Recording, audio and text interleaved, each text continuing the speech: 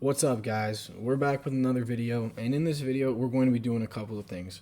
First off, we're going to be watching and breaking down some Myles Garrett film, showing you guys why he is the defensive player of the year, and he's going to be one of the best defensive players ever, I think, and also why he got traded for an absolute package, okay? However, I do think the Browns could have gotten a much bigger return if they straight up just told all the other teams in the NFL that Myles Garrett is available via trade. You know, you could think about this trade kind of like the Luka Doncic trade. It was very private.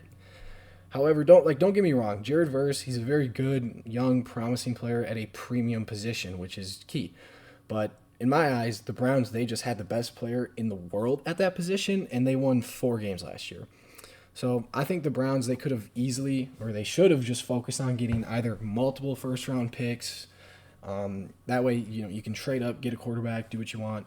Or they could have just pick a position group, solidify that position group. They should have said, "Hey, with this trade, we're gonna fix our O line. We're gonna fix our DB room. We're gonna fix our wide receivers. You have to surround your quarterback room with as much help and talent as you can."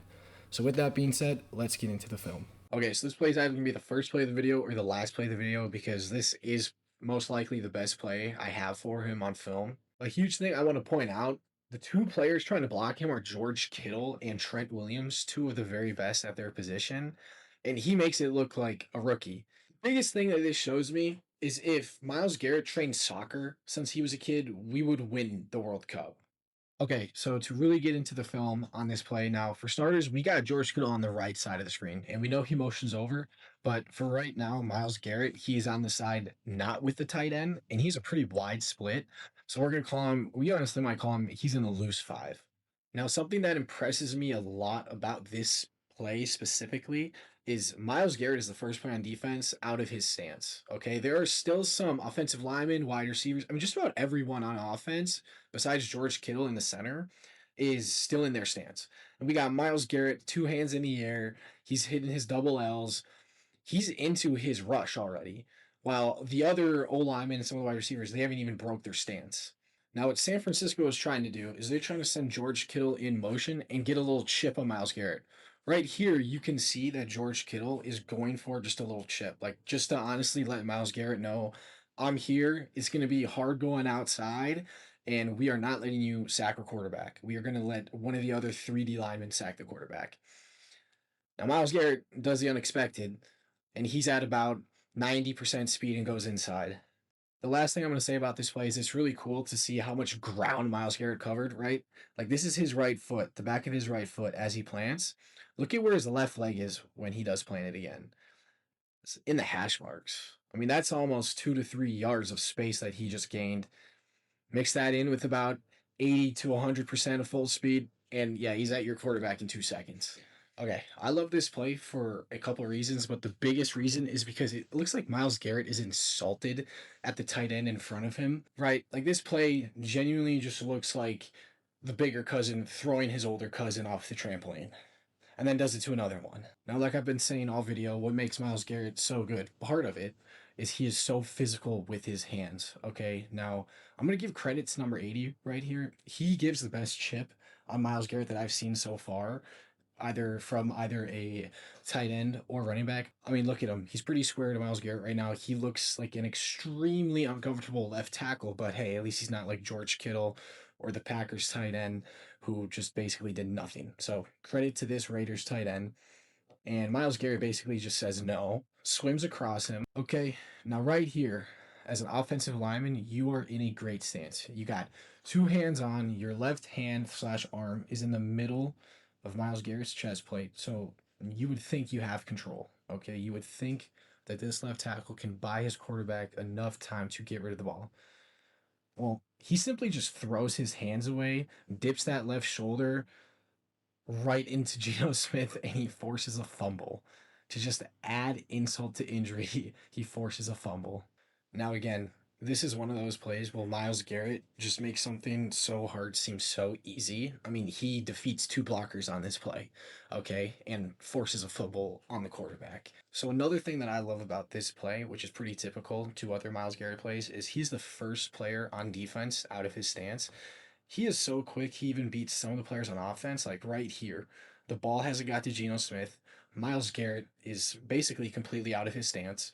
Every single wide receiver, tight end, running back, they are still in their stance. Okay. We're talking about this is a game of inches. Okay.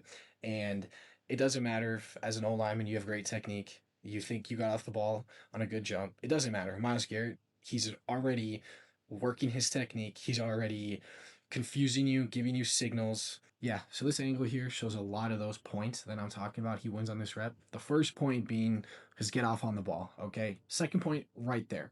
You see his right arm in the air, almost like he's calling for his history teacher. Yeah, that's a technique in football called swimming the defender. You see his left arm kind of pushing, grabbing number 80 away, and he's at the same time he's swimming with his right arm, evading the tight end, right? That's the first thing, or I should say, that's the second thing he does great on this play, okay? Next is right here. From where we're at right here, you could pause this from an O-line standpoint, from a D-line standpoint, and you could pick out good things and bad things, right? You would love, as an O-lineman, you would love his chest to be up, his hips to be down, and him not to be leaning forward so far. But from an O-lineman standpoint, you got two hands on him, you're grabbing the middle of his chest plate, you're in a good spot. From a D lineman standpoint, this is another touch point on what Myles Garrett does great.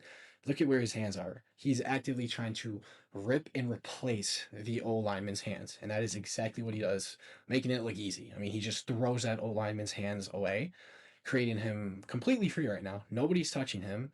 And then it just turns down to straight up athleticism, bending that corner, making the play, meeting at the quarterback. This is already hard breaking down film in slow motion. Imagine doing this in full speed. Having a whole week of preparation, setting the tight end to chip him, and he still sacks your quarterback. Okay, so here's another play where Myles Garrett is just an absolute monster. The only thing I don't like about this play in this video is I gotta watch the Browns highlights, man. Okay, now again, I didn't play D-line, so I don't know the exact techniques, but I will do my best. Okay, so for starters, I'm just gonna say that this tight end, his splits is too far away from this tackle to like regard him as a blocker. So we're gonna say that Myles Garrett, he's in a 5 technique. He's just outside the tackle, and that is it. This is what I mean. If we would account for the tight end as a blocker, this would make the defensive end a 9 technique as he's outside the tight end. Okay, now just like every single play, Myles Garrett gets a tremendous jump off the ball. It's like he knows his snap count. Thing I noticed first is he swipes Stanley's hands away as soon as he puts them on him, and he dips his right hand and right shoulder under Riney Stanley, giving him a little bit of momentum. And the thing that I mean when I say intentional, okay? You see Lamar drifting to his left, looking to his left. If you can see closely, Myles Garrett, he has his arm tucked right around Stanley's arm.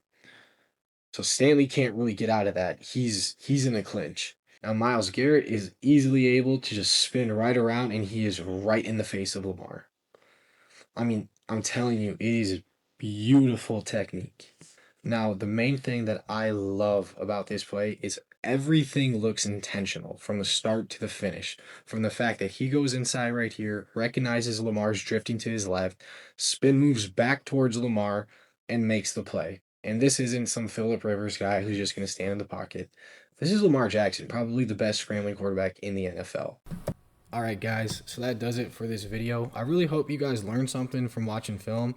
The biggest thing that I learned, besides the fact that he is a future Hall of Fame player for sure, is that the Rams are definitely the Super Bowl favorites. All right, this whole entire video, I did not even mention the all-pro corner, Trent McDuffie, that the Rams traded for on draft night. They also drafted their future quarterback in the first round, despite having the former MVP quarterback from last year. So they're a franchise that is always looking forward. Okay, they do things the right way. They win games. They won a Super Bowl a couple years ago. They're definitely favorites this year. And the way I think about it is, if you're a team that thinks you can win the Super Bowl this year, come trade deadline, you're going to have to make moves specifically to beat LA. Who cares if you can beat a wild card team if you get blown out by LA? I think teams are going to specifically have to make moves to counter LA when it comes to beating them in the playoffs, getting past that step, climbing that hill. So, yeah, with all that being said, that does it for the video. Again, hope you guys learned something. Hope you guys have a great day. And, again, if you're feeling froggy, jump.